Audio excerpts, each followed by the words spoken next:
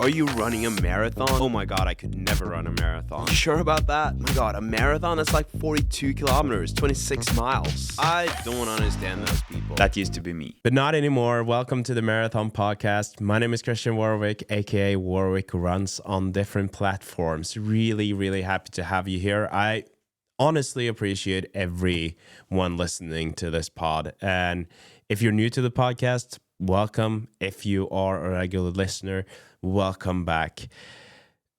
Today, I had my first run since in 2 weeks. 20 minutes, not super long, but grateful for that. It's felt kind of impossible for the last few days to even go out for a run. So happy to be able to go out, and hopefully my body will react well to that tomorrow. Today we are having Rob Jackson with us. He's 2:33 marathoner, aiming at a sub 2:30 marathon in Chicago. I had a great chat with Rob, and what was unique about this conversation was that it's not just about the times and running fast. Although he is a fast runner and running is now a big part of his life, he has a backstory, with his mom passing away and how running kind of helped him to cope with that. And so it was very interesting and inspiring both at the same time to hear how he dealt with that. And it's something that I'm thinking about quite a lot, and that is, when you have life changing moments, like bad ones, what do you do? I feel like a lot of us will be inclined to just lock ourselves in a room, stay in the bed, and not really do anything. And that was definitely not Rob's approach. So I hope that if you find yourself in a situation where things feel hopeless or where you are dealing with something, that this conversation with Rob can help you out. And if you know someone who could benefit from hearing this, I hope you will share the episode with them, because I think that Rob will help a lot of people by sharing this. So just want to thank Rob again for being so open. I appreciate that, and I'm sure you as a listener will appreciate that too. So without further ado, is that what you say? We will just jump to the conversation with Rob Jackson. Rob, welcome to the Marathon Podcast. Thanks for coming on. I appreciate it, bro. Thanks for having me. I've been looking forward to this, man. Shout out to Brendan, my boy, Brendan Kelly, set this up. I made sure that I told him I was going to show love to him. So I appreciate you, I really appreciate Brendan too. He's now giving me a lot of guests, so I need to have him on at some point here too, just to talk about all of this. And we've already planned a little bit for Boston next year. But before we dive into the conversation that you and I are having today, why don't you present yourself and who you are, but also a little bit about your running journey? Yeah, I'm Robert Jackson. I'm from Indianapolis, Indiana. I've only been running for 4 years now. You can find me on Instagram, RobJack15. But I mean, how I got into running is kind of funny. I had a friend of mine who annoyingly annoyed the heck out of me to run. We used to be coworkers, and I was the lifter, and he was the endurance guy. And he was like, "Oh, you need to run. You need to run." I was like, "Man, I don't like running. I just want to lift weights." And he talked me into it. Before I ever trained for my first marathon, the most miles I ever ran outside was 3 miles, and that's like your typical Thanksgiving 5K here and there. And I wasn't like competing, so I wouldn't even know if you would call those races compared to what I do now. They're not much, but so after our first run together outside, which was 6 miles, I was in shock. I was like, "Oh, this is gonna be tough." Fast forward. I love my friend, but I'm now like 10 times better than him. But I always show him love because he's the one that got me into the sport. And if it wasn't for him, I wouldn't be doing this. So I thank him as well. Yeah, and you've had obviously an incredible journey because, like you said, your runs were, what was it you said, 3 miles, and today you Yeah, can, is it a 2:33? Is that your PR? yeah, 2:33.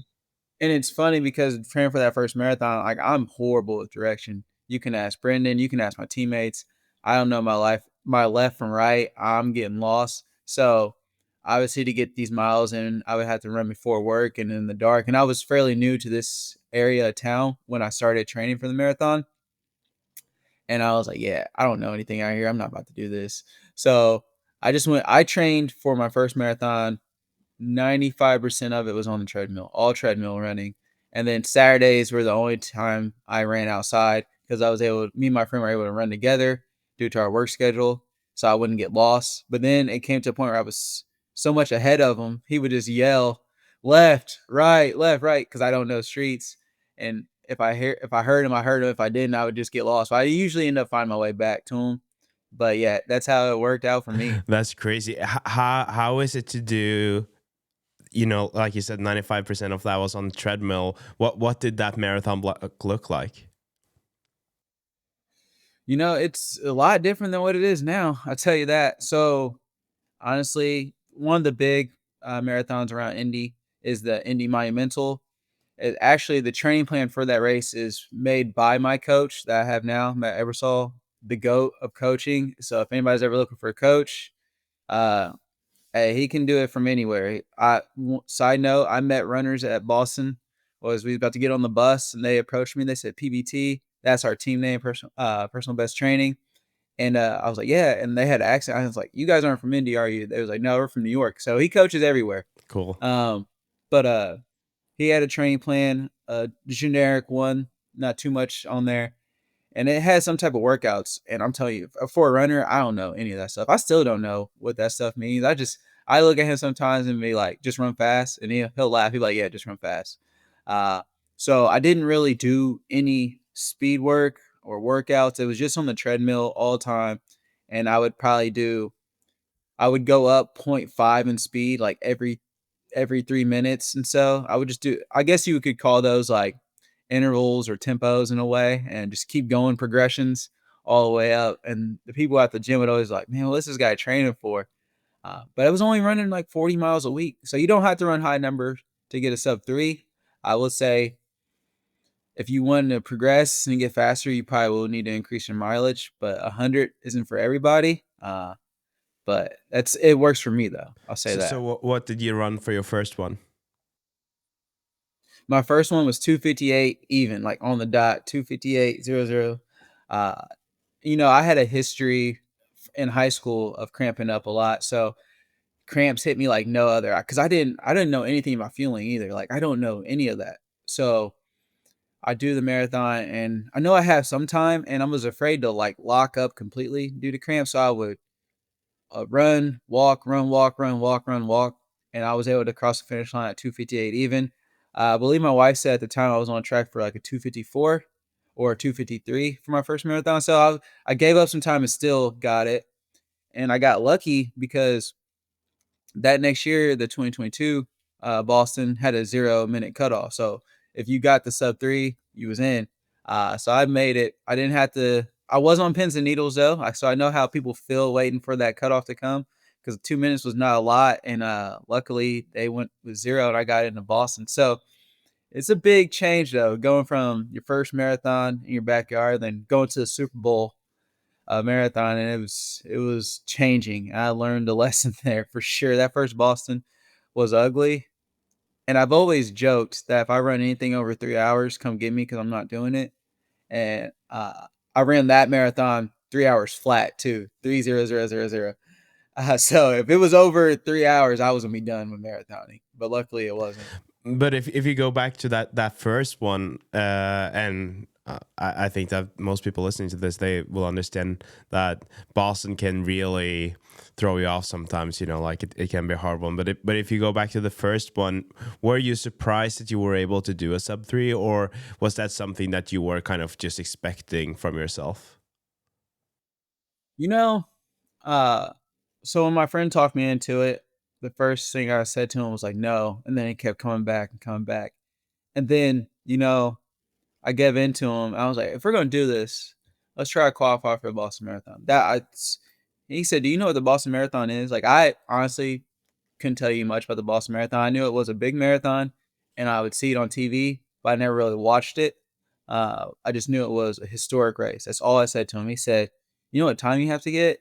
And he told me 3 hours, below 3 hours. I said, "Oh, that can't be too bad." Oh man, I did not know what I was talking about. But so yeah, he said, "All right, we'll do that." So as we're going, that was like our running joke. Oh, we're gonna make it to Boston. We just kept that between him and I. And then as we go, as we progress throughout the year, training for this throughout the little block, I'm like, man, I got some confidence. Like I'm gonna go. Like I told my wife, I was like, I'm gonna make it. So at first it was a running joke just to, get me to do it. And then we would just joke about, oh, we're gonna make it to Boston. And then as we got closer, we both kind of got confident. And then I got faster. And then it came down like 3 weeks before the race. He's like, I think you might make it, man. And I was like, you think so? He said, dude, you got a chance. Like you really might make it. Me on the other hand, I don't know, but I think you really can. So and then, one thing I learned about that experience, and since then I've came out about it, it's more like don't be afraid to shoot your shot, speak your goals, put your goals out there. Because I'll tell you right now, I didn't tell anybody I was trying to go for a Boston Marathon. I didn't want them to be like, "Who this guy thinks he's going to qualify for Boston in his first race? He's stupid." This and that. I didn't want to hear all the crap talk. Then as I got closer, I start slowly putting it on social media, and people's like, "Oh, you think you can really make it?" And I was like, "Yeah, I really do." Um, since then, I'm open about putting my goals out there. I mean, at the end of the day, if you have a goal that's big enough like that, it's a win-win. If you don't make it, you're going to get faster trying to hit that goal, and then if you do hit that goal, you win. So it's a win-win. That's how I look at it. You can't lose. No, I totally agree with you. I think that's a great strategy for yourself, but I also think it's nice to show others in some ways that it's Yeah. possible and just be ambitious and obviously it's a commitment, right? Like as soon as you put your goals out there, you commit yourself a bit more. And I mean, if you do a full marathon block on the treadmill, you need to be committed. No doubt about that. Oh yeah. It's crazy because all my teammates, most of them, everybody, they hate the treadmill. Me I'm all too. about it, I'm not a man. big fan. I mean, I have one and I need it for the winter, but I'm not a fan. If I can run outside, I would do that 10 out of 10 times. So I will say, I probably this year, I will say I maybe ran 40 miles on a treadmill. So I've done a lot less treadmill running. I'm all outside for the most part. It has to be really, really, really bad. But I mean, I'm okay if I had to convert to a treadmill. I'll say that. but Rob, you now as a 233 marathoner, I assume that running is a much bigger part of your life today than it was when you started 4 years ago. Uh, Yeah. but based on some inside information that I got from our mutual friend Brendan, I know that you were not a runner, but you were a basketball player when you were younger or previously, right? Yeah. So what Mhm. background did you have? Like what did you have with you when you went started running? Like what kind of background did you actually have? Yeah, it was just, I mean, honestly, it was just basketball, football, which, if you think about it, does not convert to really anything marathon wise. If you ask me, I don't see how it could. Um, Besides the grind, practices in the long hot summer for football, which you have to do the same thing if you're training for a fall marathon. So that did help. But no, basketball and football, and then go to college. I get the freshman 15 and some. So it really helped me lose some weight because I would say before I got talked into running, I was running about 3 miles a night on the treadmill just to get the blood flowing before lifting. Nothing crazy speed, like 10-minute miles, nothing like that. I just know I needed to get the blood flowing to lift weights. That's all I was running for. But no, my background was straight basketball, football, and then I was injured a lot in high school too. I had several concussions. I had two knee surgeries, two meniscus tears. So that flares up on me every now and then. So I'm a little fragile. I don't know if we established that for the listeners. How old are you now? And how old are you now? Yeah, because that they can do the math themselves Learning. on how old you were when you started running. I'm Yeah. 32, 32 now, so I feel I actually, man, most time I feel younger than what I really am, so I think that's a Hmm. blessing. That means I'm keeping up with the recovery for the most part. Yeah, we're the same age then, and I feel the same. You know, sometimes I have to. It was funny because the other day I read about this guy who he was the first. No, he was the youngest seven major finisher or something like that, and immediately in my head I Mhm. was like, oh, maybe I could like beat that. And then I realized that I'm not one of those young ones anymore. I'm like 32. That's not a young. I'm.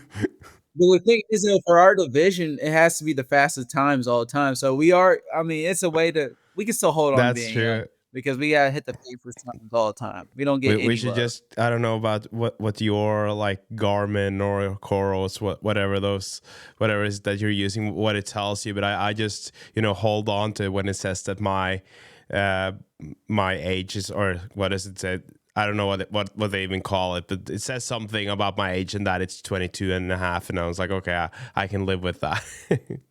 What? Nah, I don't I have to find that feature on Coros. I need to get that. Yeah, I don't know if it I could be need to that get it's my that for sure. Aura ring where it says, but I'm pretty sure Garmin has that feature. I'm now on Coros myself, so I haven't checked if it has it there. But There yeah, you go. You're yeah, with the good team, the yeah. winning team, Coros. Um, I'm curious about like how you are able to combine all this training with your life, because I know that you're a family man. You have children. Yeah. Is it three children that you have? Yeah, 3 girls, man. I Yeah, struck so out. so you I struck so out. that keeps you busy when you're not running too. How are you able to combine all of this? Yeah, so I mean, with me, being a morning person, it's fairly easy. A lot of early mornings. I'm usually up by 4:15, 4:30 range and out the door by 4:40, 4:45, and then running by 5 o'clock in the morning. So a lot of early mornings, 5 a.m. And then the only time I really miss with family time is Tuesday night practices. That's where the team gets together. We meet up. We do a lot of speed work. But it's kind of like we're used to it because it's been on the schedule for so long now. The wife doesn't mind it. She calls it single mom Tuesday, and she holds it down. So she loves it, and she loves seeing me grind and get better. On a weekly basis, so she doesn't complain. It used to be a hassle, it's not now. And then Saturday mornings sometimes are a little bit because since I've joined the team, I don't run at like 5 in the morning on Saturdays. I usually run at the team run, which is like 7:30. So it's a little bit of a adjustment, but I mean we've done it for a couple years now, so it's fine. But early mornings is where it's at. A lot of early mornings, and then with my job now, I had to travel, so sometimes I'm running by 3 o'clock in the morning because I have to be on the road by like 5 a.m., which is a whole different beast in itself. Yeah, I'm so impressed. Like I usually don't sleep in, but I don't understand people who are able to do what you're doing of getting up at like 4 and out the door at 4:40. That's I've had several people on here who've been doing the same, and I can't. Maybe one day, maybe when I get older, I'll start feeling like doing that. But I would I would say that getting my morning run in is similar to a lot of females or other people that drink coffee. Don't talk to me until I get my first coffee.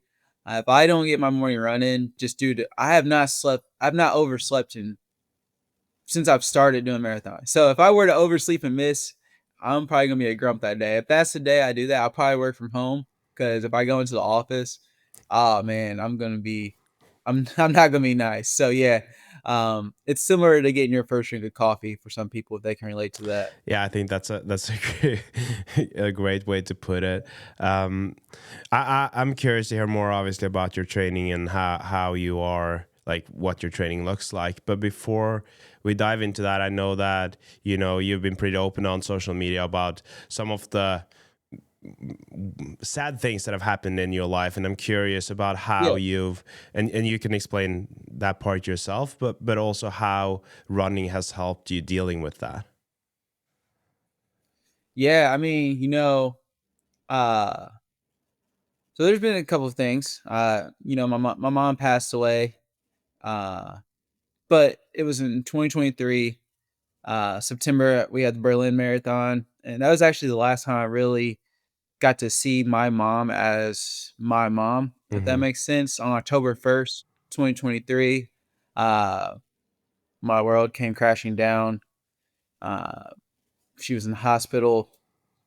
It was a severe brain bleed, and she just never recovered. We held on to her for until March of 2024, but I really lost my mom on that day, even though she passed away several months later.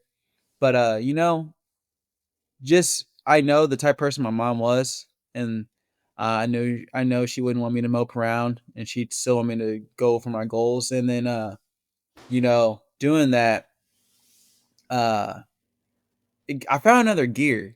You find a way to dig deep.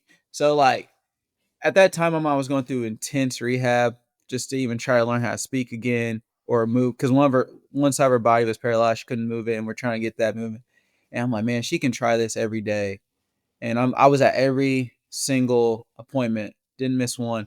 If she could do this, like if I'm dying and my legs are hurting in the middle of a workout, there's there's nothing that compares to what she's going through. So, it in a crazy weird way, that happening like forced me to level up and dig deeper when I'm struggling.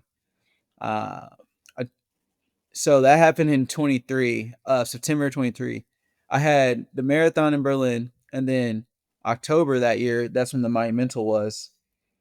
And I did all my training outside the hospital. I just run loops around the hospital, get my miles in because I would not miss anything. So I would run in the morning at home, of course, but then I spend the afternoons all at the hospital with her. So I'd run my doubles all around the hospital parking lot.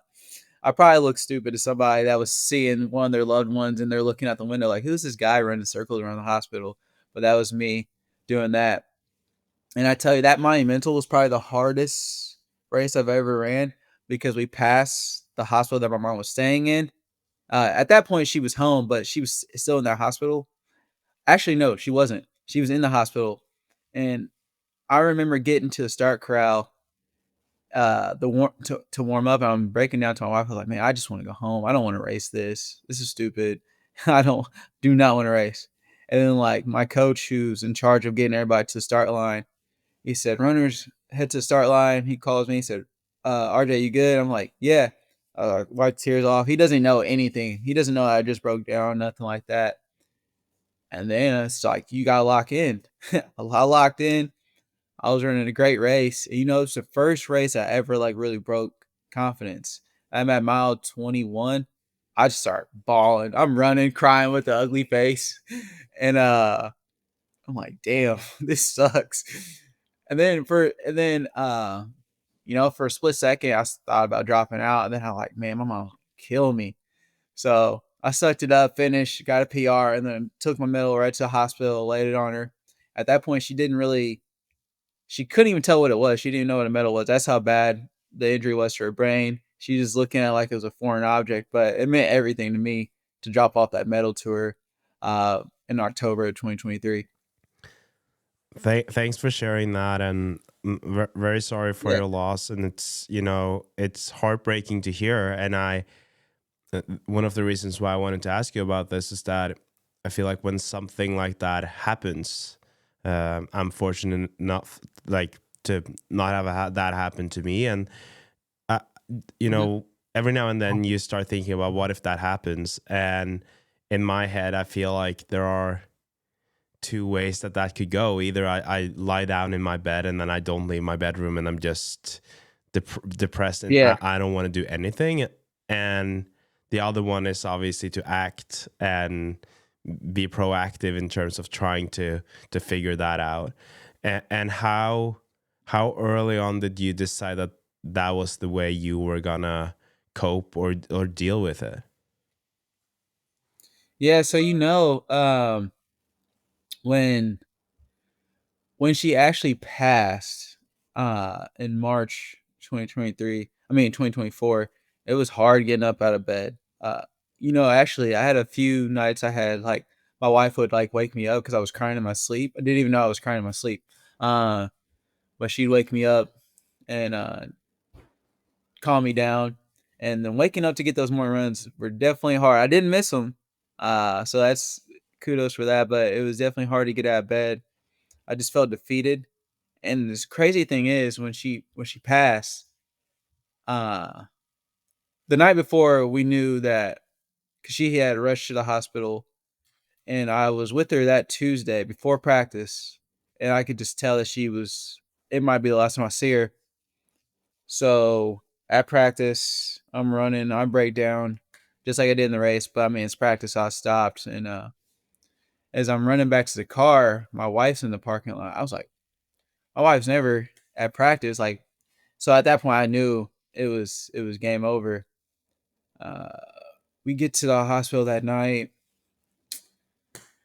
Pretty much they told us that it was over. We're gonna need to pull the plug. So they gave us the night and then I see if they can reverse anything, which we knew it wasn't going to happen. And so that morning, I knew what the day was going to be. So that morning, I'm on the treadmill, and I get a call from my brother, and I'm like, I know this is a call that we need to pull the plug. So I just ignore it. I just keep running. I'm like, let me get this out because this is what I need to do right now. So I get off. After I get my run done, I call him like, all right, I'll be there. I don't. That's it because I didn't need him to tell me that he was gonna pull the plug. I knew that's what the call was for. Um, so we got there. Honestly, it's gonna be really weird. Like we kept everything normal. We did what we had to do. I came home right after that and ran again, ran my double. Uh, it was an emotional double, for sure. But the crazy thing was, it was that same week I had a race like 2 days later. It was part of my training race leading up to Boston. And dude, when I tell you I ran like out of body experience, it was like out of body experience. Like my good friend Chris Galloway, who's like a brother to me, an older brother to me. I look up to him a lot. Very weird in his methods in training, but I think that's what makes him special. That's somebody that you'll probably need to interview as well. But he's a great guy. And he's running with me and he starts yelling, "Let's go." And I'm yelling, "Let's go." It's just like I was just like yelling to my mom and I was so hyped and we both got a significant PR at that time. And I kind of broke down the finish line. But man, it was crazy. That out of body experience. For sure. I don't wish that upon anybody, but if you can get that out of body experience without having to deal with that death, it's definitely a good high to have.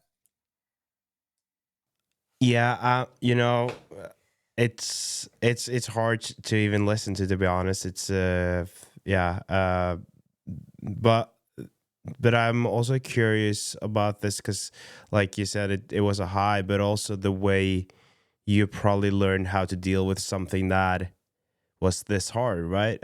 And um, obviously now I'm angling this to the running, but I'm curious about you know if you think of other things that you might face or have faced in your life that this situation taught you, kind of, that you can bring with you, or maybe even mm, if people are finding themselves in a similar situation, what would your advice be, and how you, or what did you learn from it?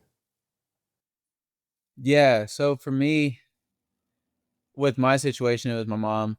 And, if y- I know the type of person that my mom was, she was a fighter. Um, and this whole situation, that what happened with her, she was fighting. So if she can fight every day, uh, backstory: my mom was a disabled veteran, 100%. So she had a lot of injuries, banged up from being in the army. Several times that she contemplated getting her leg amputated because she always had a bad left knee. It was horrible, and that was one of the options to get amputated. She never did it, but she lived life to the fullest. And if she can handle that pain all of her life and do things, so she, as she would say, look like a normal parent, so she would have both legs. Um, you know, I could fight and do hard things too. So she showed me what it was to be a fighter and do hard things. And then now with having kids and having girls, there's a glass ceiling. Women can't do this, women can't do that. I mean, even though I'm not a woman or anything like that, I still want to show them you can do hard things and you can do them at hard times as well. And that's my biggest thing I try to teach them. And that's what I learned from the situation. Because, I mean, at the end of the day, it happened. I mean, but you got to overcome it somehow. And that's what my mom would want me to do. And that's what I'm doing. I love that, and I respect you so much for that, and also grateful for you sharing this because yeah, like I said, I think a lot of people will find comfort, but also just appreciate hearing this. So thanks, Rob. Yeah, I mean, and another thing is when you think about marathoning, and then what you said was comfort. That's another thing.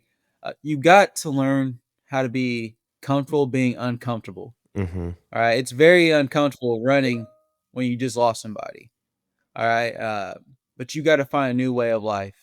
All right, you're gonna have to find new things to hang your hat on.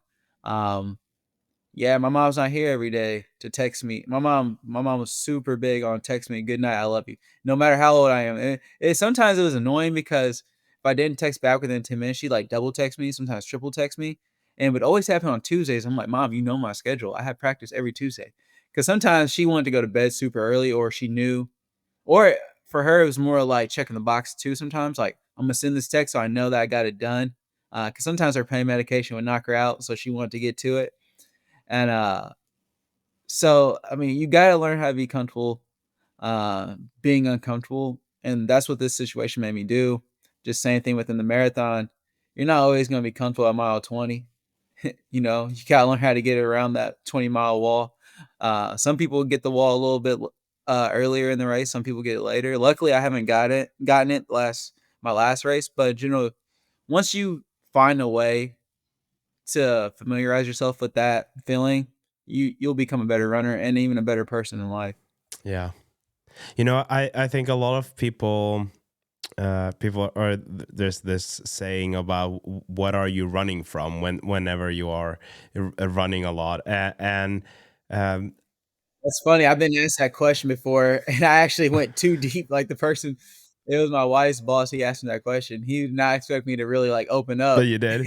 But yeah, Yeah, before. I think that uh, some people would probably argue that it's unhealthy and that you should just try to deal with your problems. But for me and a lot of people that I've talked to, it seems like running kind of it does help, right? So whether you are Yeah, running from something or not, it's still good, and it seems like that has really helped you. And if you look at, when you're or maybe from the day your mom was hospitalized and up until today, do you feel like running has changed for you? Has like the what running means to you changed? How much you prioritize running, has that changed? Or yeah. yeah. It's an outlet for me. When I mentioned before we started the podcast, I had the morning group, but sometimes our schedules don't match up, and I run solo. Uh, and those solo runs, I talk to my mom. So if you were to see me outside sometimes on these solo runs, you'd hear me talking like out loud, be like, "Who's this weirdo running in the dark talking to himself?" That's just me. I'll talk to her throughout the runs, my easy runs. So most of the time when I'm running solo, or sometimes when I need to talk to her, I'll tell them, "Hey, I'm not going to join you guys this morning. I'm going to run solo." That's when I'm really feeling like down now sometimes, which happens. Everybody's human, and I'll have a full 13-mile conversation with her, just talking to myself and laughing at what I think she would say. So I mean, yeah, it's definitely an outlet. Yeah, thanks for sharing that and being so open. Really appreciate that. No problem. Let's talk more about, running specific things. I know that we are now, what is it, 8 or 9 days away from one of your big goals this fall. uh, uh, Yeah, don't remind me. I Yeah, guess we like when are. this episode comes out, it's 6 days until the Chicago Marathon.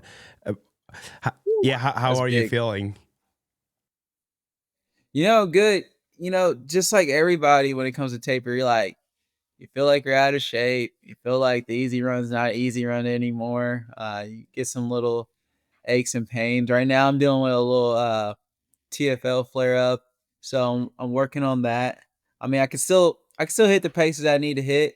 I just felt like this past Tuesday, I felt like I had to work a little harder to get my leg up. So that leg lift is very important, for 26 miles.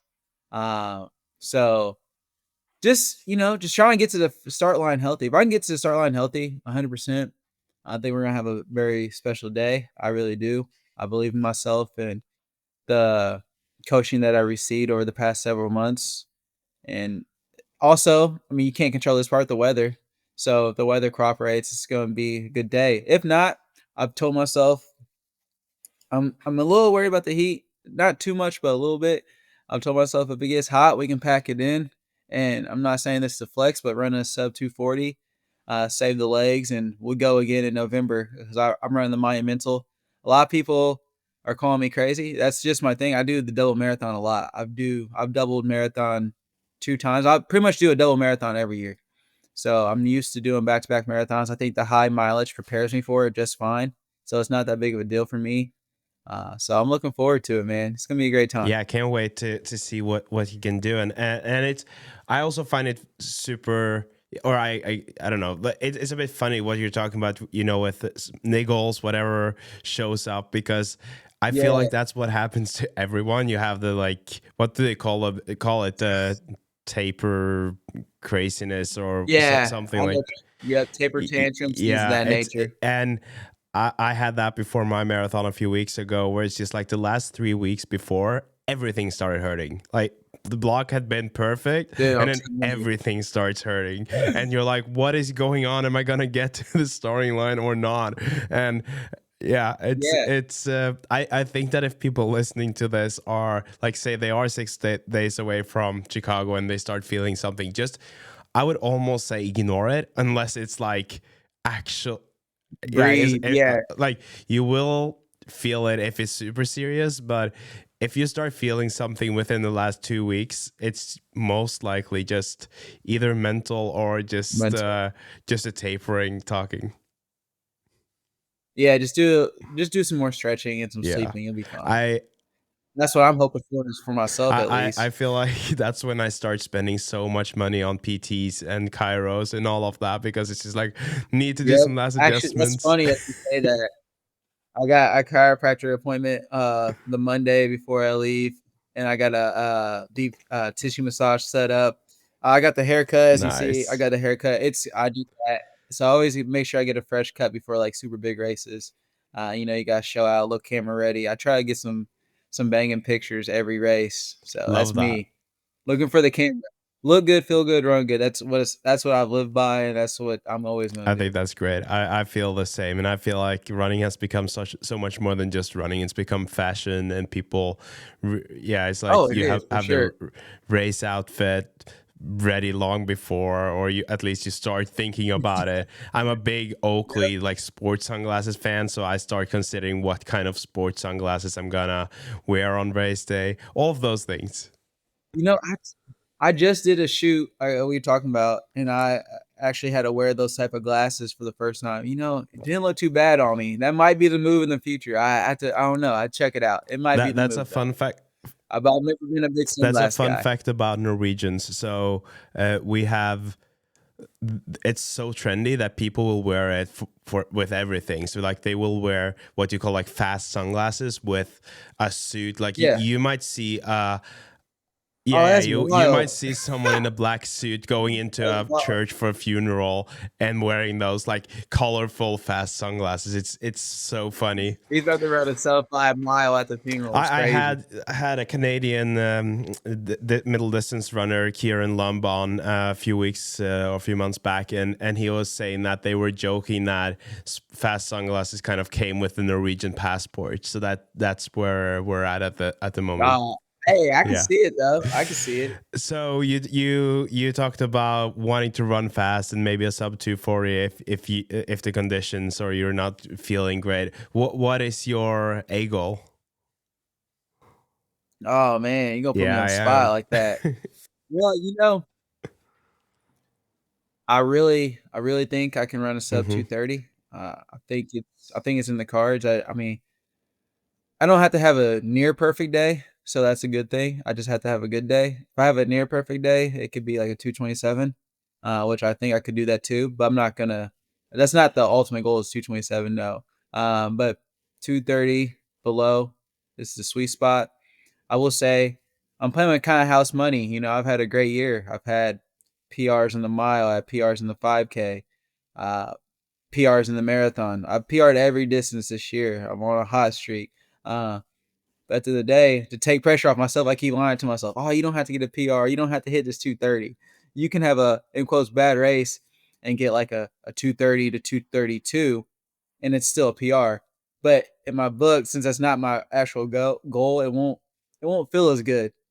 But either way, though, I'm playing with house money because I feel like I'm going to PR regardless.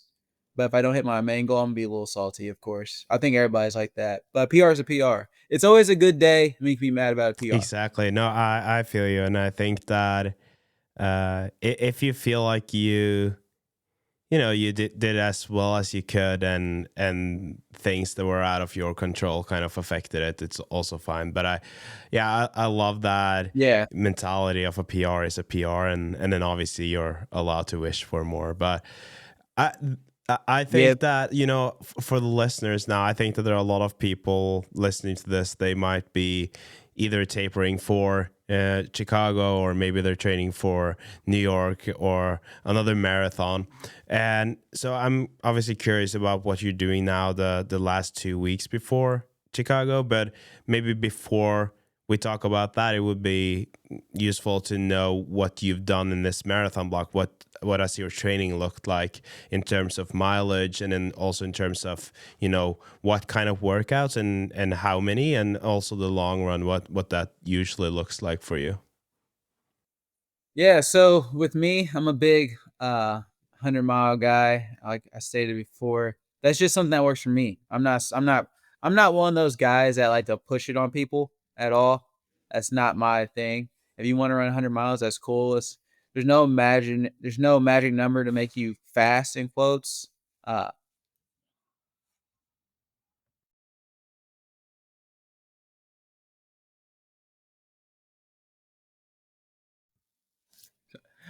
there's no magic number that's gonna make you fast. So it's really about the quality, because you can get 100 miles of junk, you're not gonna be good. I promise you that. But if you get some quality in there, you'll be fine. So with me, I would say my most down week so far before the taper was probably like 85, 88, and that was with a half marathon race in there. So we didn't taper. We don't really taper for races inside the block. That's just me. I don't like doing that. I like going in there as is. I mean, I guess you could call that a mini taper, 88 miles out of a 100-mile week, but I mean, it is what it I, is. I I think most Uh, people would say that it's not a taper when you're at 88 miles still. So okay, at, like, good, at good, least because I don't, I I would don't not count. say it was a taper, but But yeah, so my workout wise, it's Tuesdays are high intensity workouts. We're hitting some intervals, we're hitting mile repeats or faster steady states, or even like seconds on, seconds off, minutes on, minutes off. We had a great one last week that really let me know where the fitness was at. We started off with a mile at full speed. So that was a sub 5 mile to start off the workout, and then we got into a steady state, which made the steady state easy. It sounds hard. 520 sound hard, but they don't sound as bad when you're coming off a 4 minute mile. So that was a fun time. It was a little different doing that type of workout. We had that workout, and then we ended the week with, this is my first time doing this workout. It was half marathon to marathon pace in the middle of a 20 miler. But the thing is, we usually do that 4 miles in, so pretty much after a warm up. But this time, it was an hour into the run. So we did an hour at long run pace. So we was around 6:30 for the first hour. And as soon as the hour clicked, we went right into it.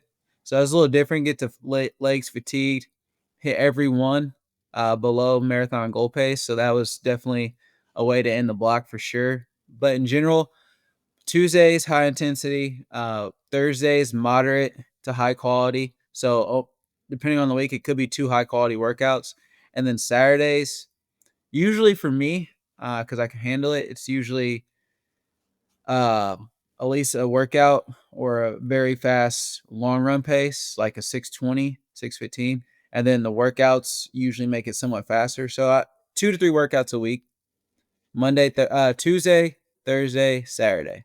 And then do you have a long run every week? Yeah, it's always gonna be a long run every week, and this is not to flex. It's just it's boring if it's not to me. If it's not 20 or more, it's how boring. So all my Saturdays after maybe the first couple weeks of a block, because I'm probably just getting back into things after just running a race. Most of my weekends are always gonna be 20 at minimum, and at some points I get really bored with 20. So it's 22 to 26 is my sweet spot for sure. Wow. So how many marathon distance runs do you think you have during a marathon block? You know, I've only done 26 once in practice, and it was for Boston last year. And the sad part is, since I had a fever at Boston that year, and it was very bad conditions, my practice marathon was a minute slower than my actual marathon time. Uh, and there was no stoppage in the practice one either, so it was straight through. I stopped at 26.2 on the dot. Uh, so, and then last week I would say I did a 24 miler, and if I would have finished it out to 26, it would have been 2:43. So that's encouraging right Wow. there. Yeah.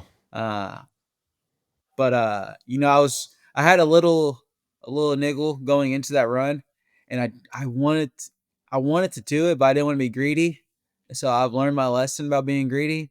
And I was like, I'm not gonna do these next 2 miles, even though I really, really want to, just to do like a little light flex on my boy BK. But I wanted to tell him that my practice run was faster than his marathon. Don't He's gonna hear this, so he's gonna give me so much crap about that. But I decided to call it at 24. I do a lot. I usually do this block. I did about 4 or 5 20s, about 3 22s, and then a 24. So I push it. Yeah, but it also seems like you know like you are a high mileage guy and that you're obviously prepared for it. So it's a big difference between you who are used to it and someone who is not. And if you look at the, you know, I guess they have this little rule of how long your long run should be compared to your total Mhm. mileage, and you're not in the danger zone, I would say, in terms of that. Yeah, But yeah, no. it's Uh, I like to keep the long runs on a little bit on the speedier side. Even if there's a completion run, my completion run sometimes are about 6:30. I just don't, in my eyes, I don't want to. I'm not really training for time on feet anymore at this point, so I'm not gonna run something that's significantly like slower. Like I'm not gonna run anything on a long run pace that puts me at like a 250 or above. That's just me. I'm not judging anybody that does time on feet or that's their goal, because everybody is different. That's just like I'm not gonna practice slower, significantly slower than what I'm gonna be. That's just not who I am. I'm gonna at least be. I'm gonna hang a nice one up there on a Saturday and then call it a day. Go sit on the couch and watch college football all day. But does that mean that you also don't really prioritize easy runs at all, or is it just the long run you're talking about? No, you know, everybody's easy run is different paces. So I would say like some of my easy runs I could be done. For example, I ran 13 this week on an easy run, and it was done in an hour 35. So it's about 7:15 pace. It was easy for me. Some people that won't be easy for. And then sometimes I can run 13 at almost 2 hours. It just depends. Now I will say time on feet. Like I said, I still don't prioritize it.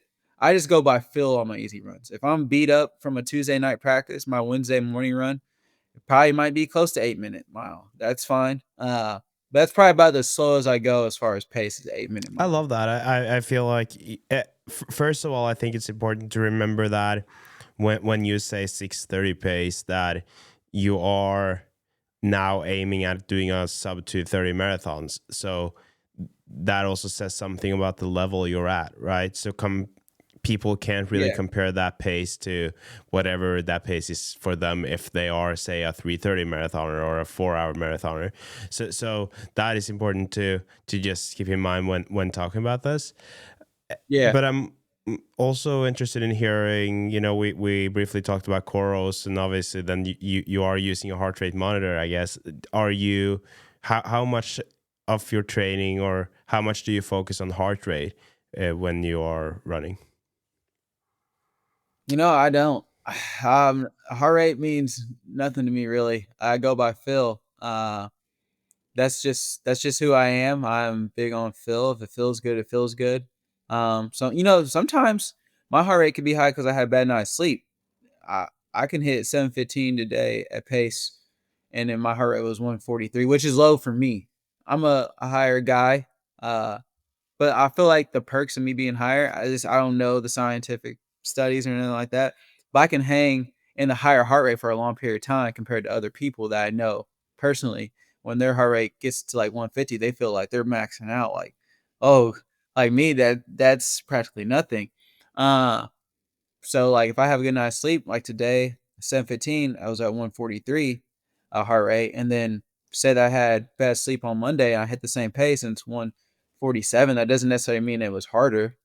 Uh, it's just there's a lot of things that goes into heart rate. I feel like not much can go into feel. Like it just is how you feel. So I don't really pay too much attention to heart rate, to be honest with you. Now, if I'm in the middle of a run and I'm like, it feels like it's beating out my chest, that's a little different. But on my easy runs, it is what it is. I just go with the Yeah, and flow. I was actually reflecting on this morning, because I had a talk with an Australian runner, Jess Stenson, and that episode came out, yeah, I guess today. And so after that, I was thinking about it, because she said a lot of the same things as you in terms of uh, going much more by feel, and I also think that you get to a point as a runner or as an athlete where you get to know your body pretty well, and you know what each workout is supposed to feel like. Yeah. And I think that, because I've been much more conservative on that before, when it comes to, say, the heart rate, and using that, and being much more dedicated to using the heart rate monitor and using heart rate in Yeah. general. I know a lot of people are super big on heart rate. I mean, you're not No, the and only one. I think that it depends on, like, what you call it, grew up with as an athlete or as a runner, and how important that Mhm. was. And I know now that I depend on that a lot, because that has been a tool that I've used for 20, 25 years.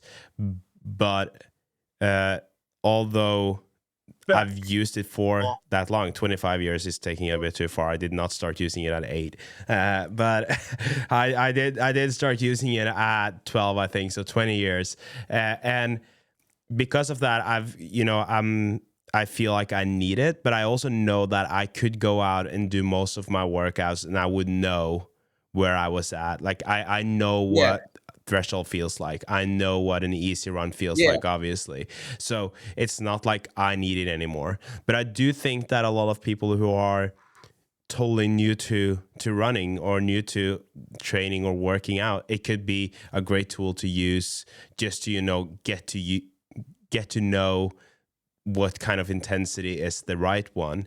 And but I still think it's super interesting to hear what you're saying. And I also love that you're not locked in on the pace, and that you say that, okay, one day I'm a bit more tired, and then I might have 7:15 for my easy runs, and other runs it's Yeah. 7:30, and that it just depends on how you're feeling. And that is something that I think is very useful for a lot of people to hear. Perfect example. I mean, so Tuesday nights.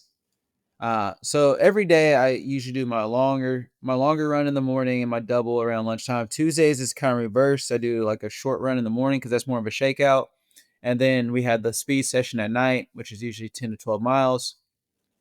Uh, we're practicing at night, so when I get home, it's a little later. I'm eating late, everything's off, and for some reason I cannot sleep well on Tuesday night after practice. You would think like, man, he just ran all these miles real hard, blah blah blah. You're gonna fall asleep, but you're gonna sleep like a baby. No, uh, that Wednesday morning, I'm grumpy, I'm a little achy because you don't get much recovery. There's not much recovery due to my schedule because I'm a morning runner. Um, and then I got to run 11 miles that next morning after I just ran pretty much 19. So I'm running 19 and 11 that morning, 30 miles within 24 hours. Uh, so sometimes like I'm really beat. I'm like hobbling sometimes. So it could be an 8-minute mile day on Wednesday. Sometimes it's not. Sometimes it's 7:30, which is a really great pace for me after a hard Tuesday night. I would say I put more stock into my resting heart rate than I do anything. I do check on that a lot, and I can tell when I'm getting anxious or things like that because my heart feels like it's beating real hard. Like, and it might sound funny, but like my heart rate would be like at 60, and I'm like, oh man, this is a high. This has got to drop because I'm my sweet spot. Depending on the day at work as well, I'm usually between like a 46, 53 in that range. Anything over that, I can feel it. So if my heart rate's constantly high for a couple of days, I know I'm getting sick. Like that's it never fails. So my stock is in the resting heart rate, to be honest Yeah, with I you. totally agree. I think that a lot of people should start using that. That is the I've found that like I've been using the Aura Ring for a long time, and I don't check what the app tells me because the app tells me now that I've been sick, and I've been so sick that it's been hard to walk up the stairs, and it tells me go out and get them. Like today's a great day to do a quality workout, and it's like no, it's not. But I usually trust the resting heart rate that I get out of it. So I have a very low heart rate. My resting heart rate is like 33.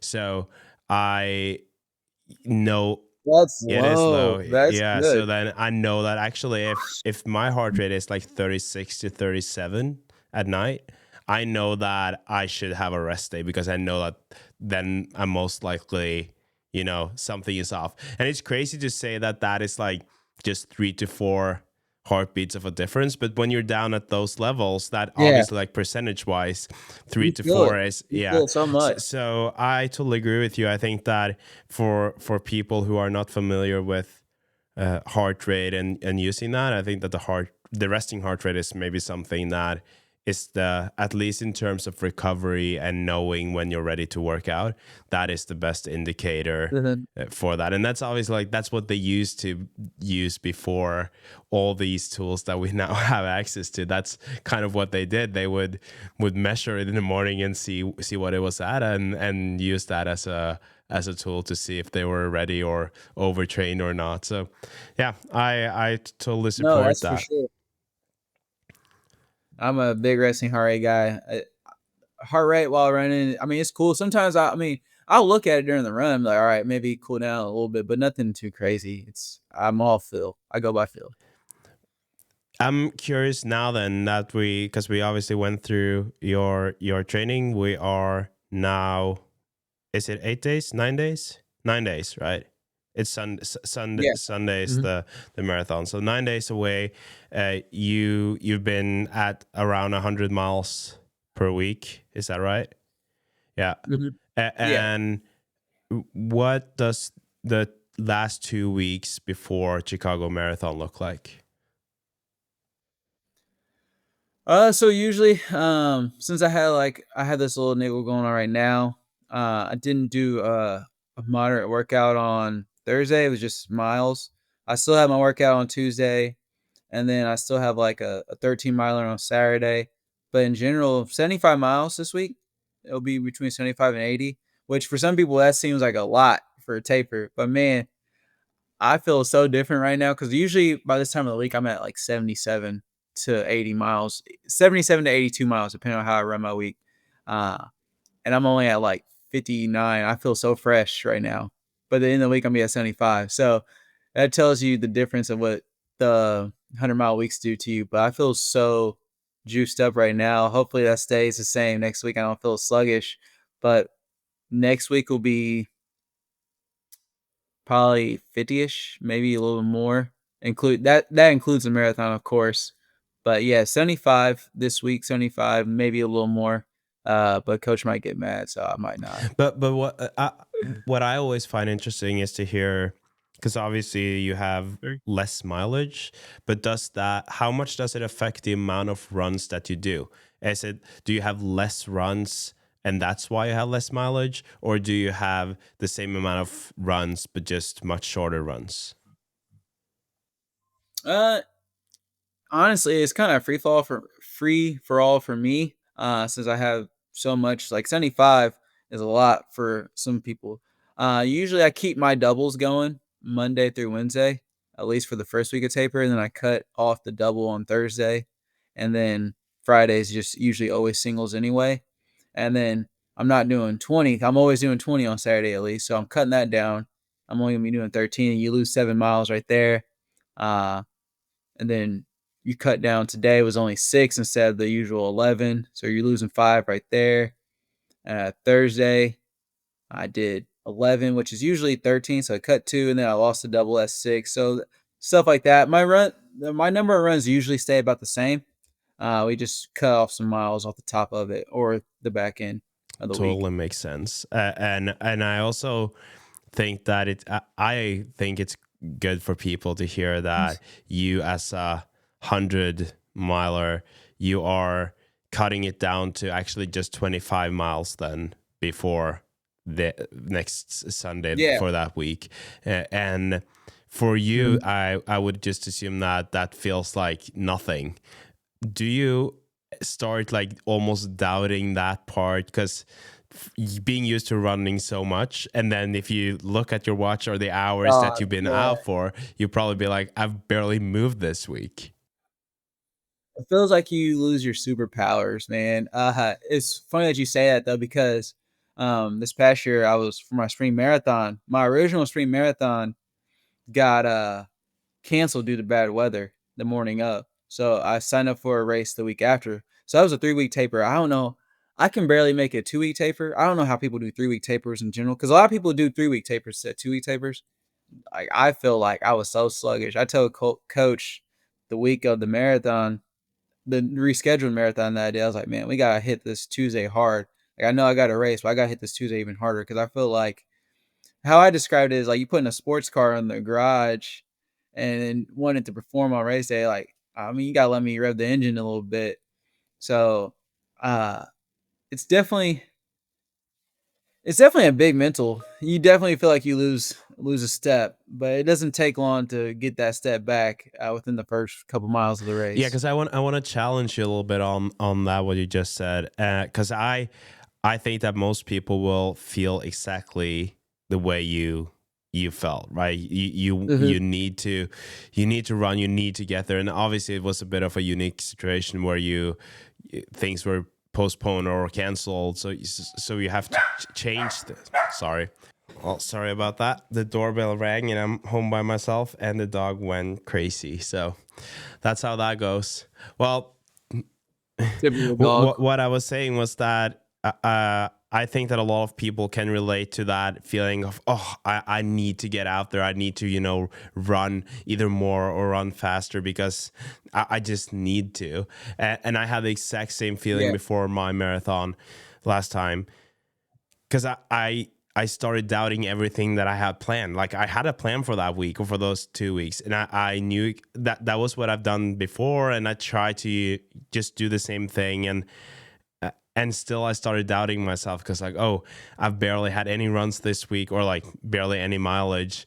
Uh, Yeah. and do you think that when you wanted to do that workout on that Tuesday, that you actually needed it? Or do you think that it's more like a mental thing for you to just do that because it stresses you out if you don't get to do it? Oh, it was for mental. It was for sure mental. The race was perfect. I mean, the back end of the story, the race went perfectly fine.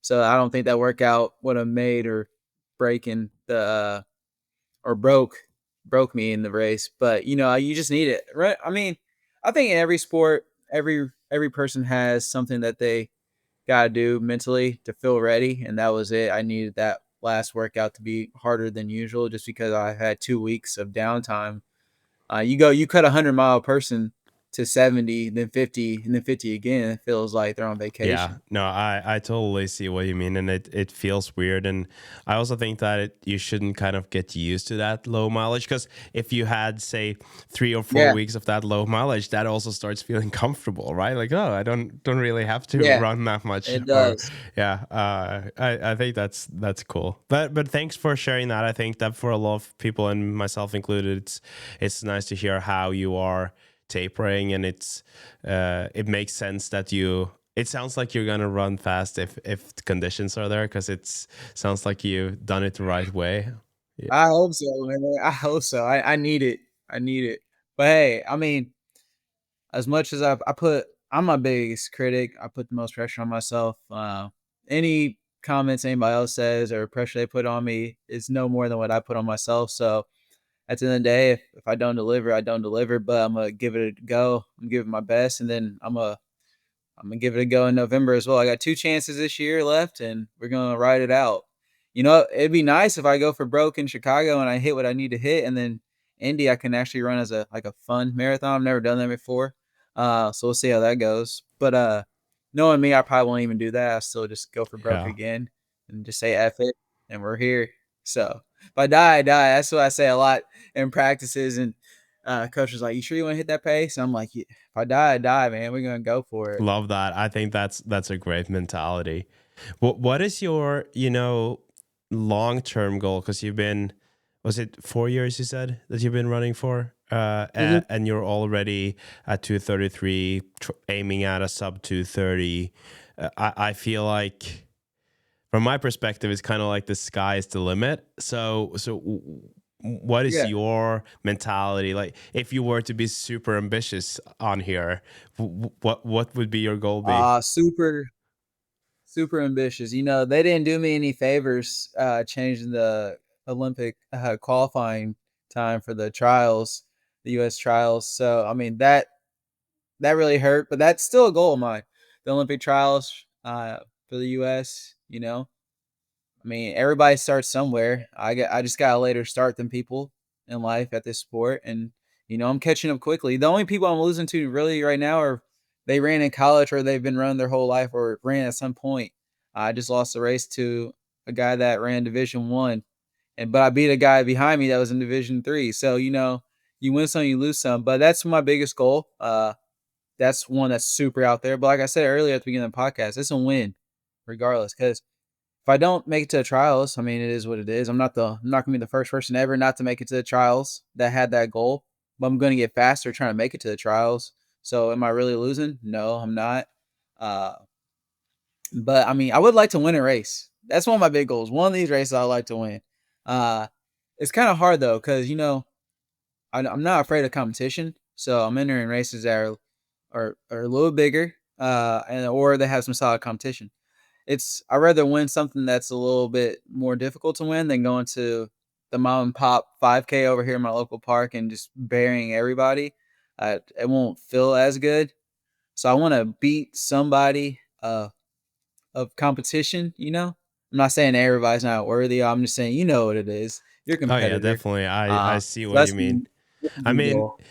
the first ever marathon that I did in Narragansett, Rhode Island, and there were, I don't know how many people were running, but I placed second, and I remember I was super happy about that. Right, like it's cool, Yeah, and that's why I would say to people that sometimes it's nice for your confidence to just sign up for a smaller marathon where the level isn't that high, and like then you can go out there, have fun, get some confidence. And I know that my dad's coach, if my dad was a speed skater, and whenever the confidence of his skaters were low and they didn't feel as good, he said, guys, you need to get back home and skate some club races, like races.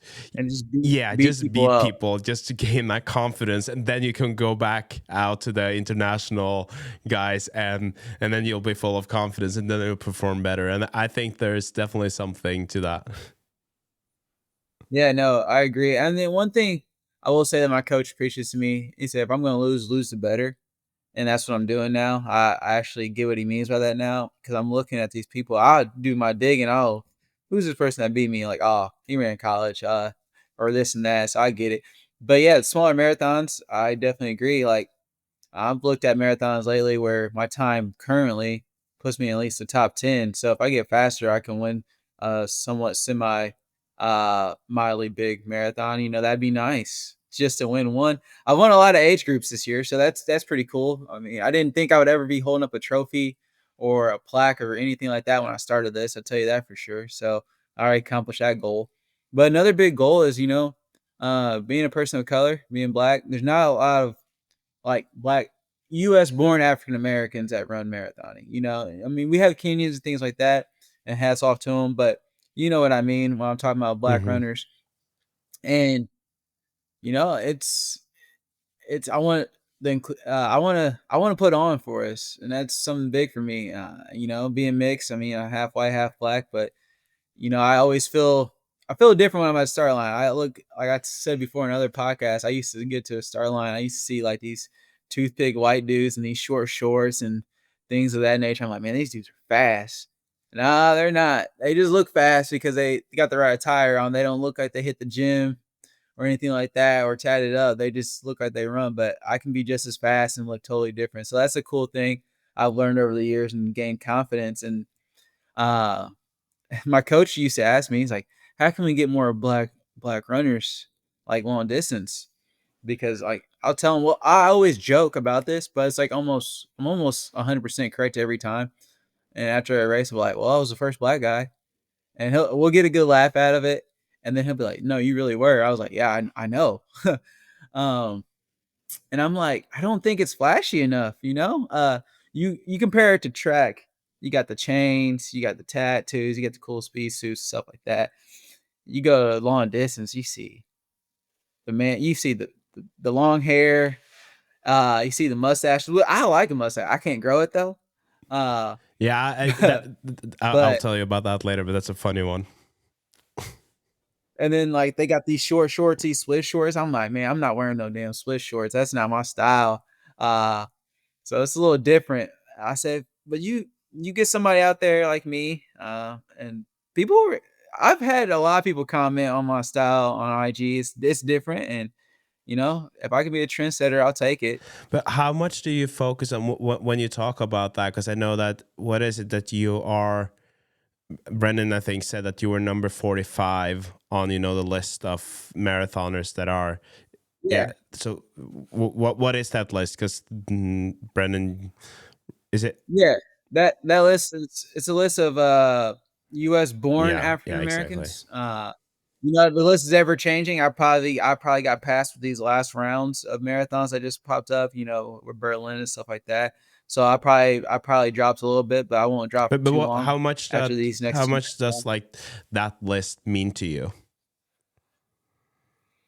You know, it's nice. It's a little, uh, you always got to think about how accurate it is and things like that. So I don't, but it's a nice way uh to challenge yourself. It's nice to be ranked in a way. I mean, obviously, I'm not gonna be ranked in the world, so you got to take It's your an wins when extra you can. motivation, Uh, I would assume, like because yeah, I in Norway I can't be like on a list of white Norwegians. That is almost the same as Norwegians, right? Because yeah, it's exactly. not. Yeah, Yeah, no, you can't do that. I would think that it would, the more lists you can have to compare yourself with, whether it's like all time or age group or yep, whatever it is, I would just assume that for you it must be cool to, if you were ever like top 5, top 10, or maybe even the best, yeah, no, it's big, man. I mean, I definitely think about it for sure. I definitely think about the week of the race for the most part. Uh, And then after, certain marathons that are really publicized and I'm like, man, I'll probably just drop to somebody. I gotta go back and get in the lab and get faster so I can beat them and take more spots. So I mean, it's another Yeah. competition. And if you're doing the sport at the level that I'm doing it or that you're doing it, we like the competition. Obviously, not everybody's doing this sport for the competition. It's for the love or just to get moving and just completion. But for me, I'm a competitor, so That list means something to me at least, and I just want to move up. I think that's cool. I hope to see your name on the top one day. That would be cool. Hey, thank you, man. I appreciate it. What I wanted to say about the mustache thing is that, you know, I never had one, and so I started growing one to just kind of mess with my fiance. I was like, I'm gonna put this on, and she's gonna tell me to go shave it off immediately, and she did, and she's like, oh, it's kind of cool. And then so I had it on for a while, and she was like, yeah, I kind of like it, but it's also like it's nice without too, and I like it when you're clean shaved. And so after my You look the marathon, same. I was clean shaved again, and then she came. I was in the bathroom, and I think I just I was shaving, and then she was like, "You know what? You have to grow it back. I don't like you without it now." Yo, I feel like I don't know why every person I see, like I only see them really at the majors because that's when you got more Hmm. diversity. Those people with fascists, they look fast as Yeah, there's fuck. something about it Like now. you could be slow, honestly, and I would still think you're fast because your mustache is dope. I had such an So, embarrassing moment because after that was like a month after Boston, I had upped my mileage a lot, and I went to do a half marathon. That was my first ever half marathon.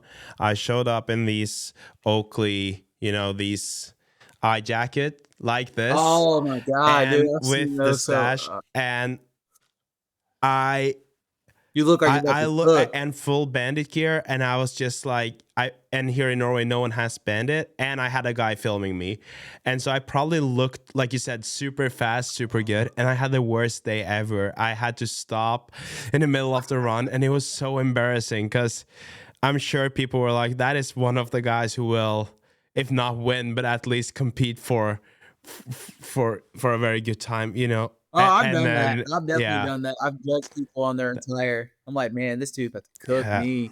I get that a lot, but now I'm at the point now. Like, I kind of know everybody around here, and so if you're not one of them, and you're wearing that, like, I'm not too No, afraid. exactly.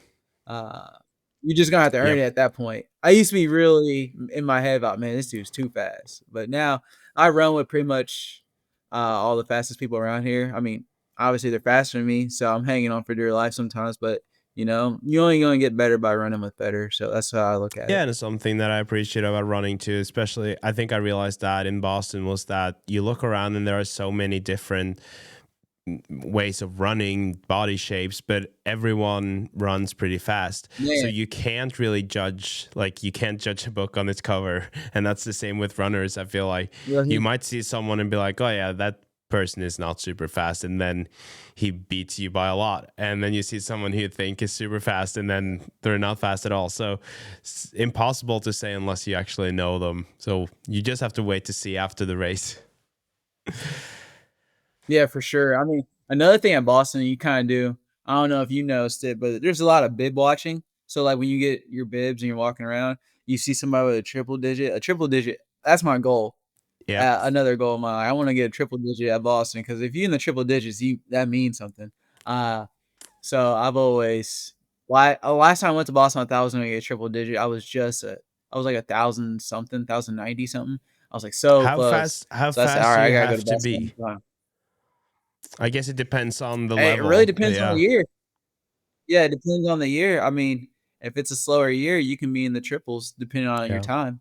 Uh, I think I think a 2:33 will get me a triple digit, but I mean, you know how you fix that? Get a faster time now, between now and then I can definitely get it. So that's the Yeah. goal. Will I see you in Boston?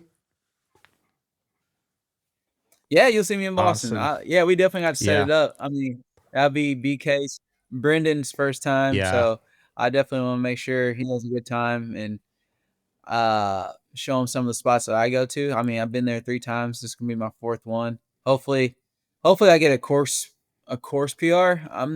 I would like to PR it, but it's hard to PR, but it's definitely possible. I PR'd it before, but a course PR would be really nice because I'm probably most likely gonna do a marathon the month Hmm. after.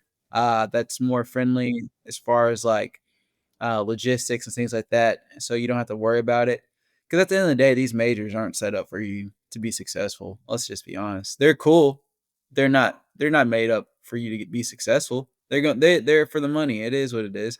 But I'm a run them. And the Some experience. of them at That's what least. I think, that, especially with Boston. Yes, you have you sit around for the people taking the buses from Boston. You spend a lot of time on the bus Oh my before. god, You spend a lot of time that's in the Athletes worst, Village. You bro. have to walk for a while. Yes, it's not great for the performance of that day, but honestly, that Mhm. experience, the people, the atmosphere, all of that, it's so unique, and I would much rather do Boston, every year than a smaller marathon where I could prepare perfectly, because you Yeah, can't compare I it. mean, Indy, Indy. I wouldn't say Indy's one of the top like in the U.S. Behind the majors, of course. So it's not like a smaller. I mean, we got a lot of people coming in to town. It usually sells out, and it's a great. A lot of people used it for the last Olympic trials. So uh, we're gonna have some people qualify for Olympic trials this year, I would believe. My coach is in charge of the elite field, so he's gonna try to get the best that he can. Uh, but I mean, in that case, it's still runner friendly. You drive to the place, you park, and you get. I mean, it's a packed race, but then you run. There's no sitting around like you said at Boston. No stupid early morning wake up calls to get on the bus just to sit around. Stuff like Yeah. that.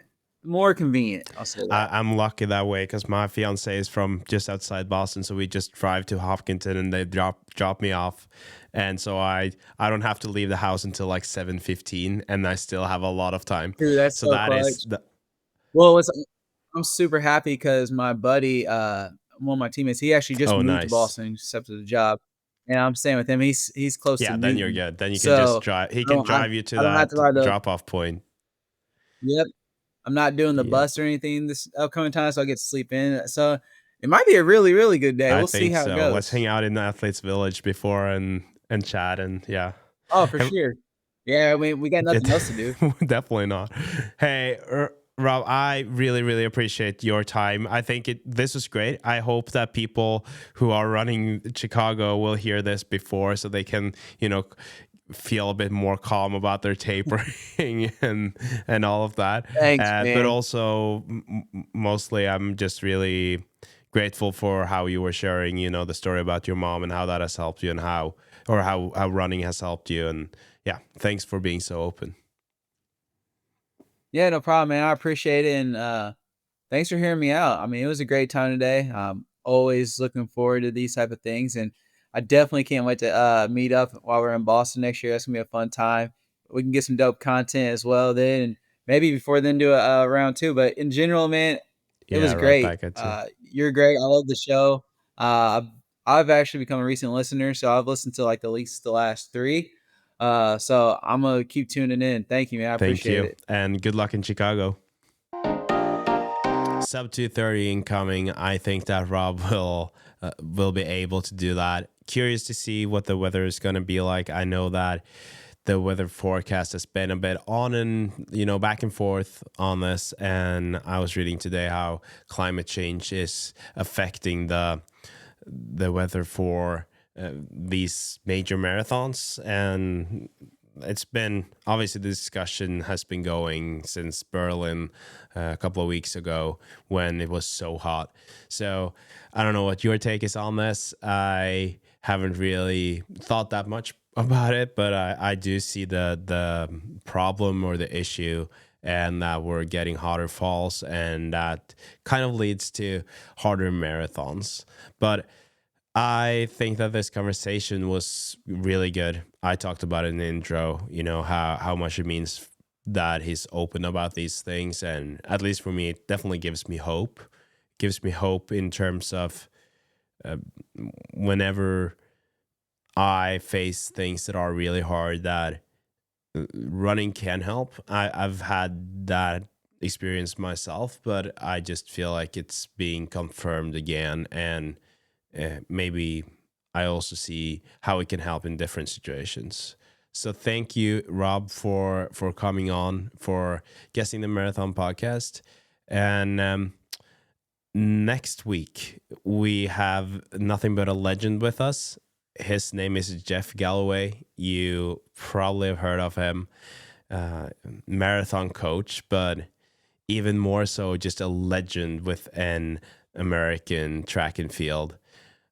I can't wait to talk to him, and I can't wait for you guys to hear what he has to say. So tune in on Wednesday when there's the next episode of the Marathon Podcast. This was episode number 60 of the Marathon Podcast. I can't believe that we have gotten to this point. I don't think I didn't even dare to believe that we would get to this point. So thanks for listening. Go check out the rest of the episodes if you haven't already. Please give this podcast a review, share it with a friend, and follow the podcast if you haven't already. Thanks for listening. Talk to you in the next one. You listen to the Marathon Podcast, brought to you by Wall Studio.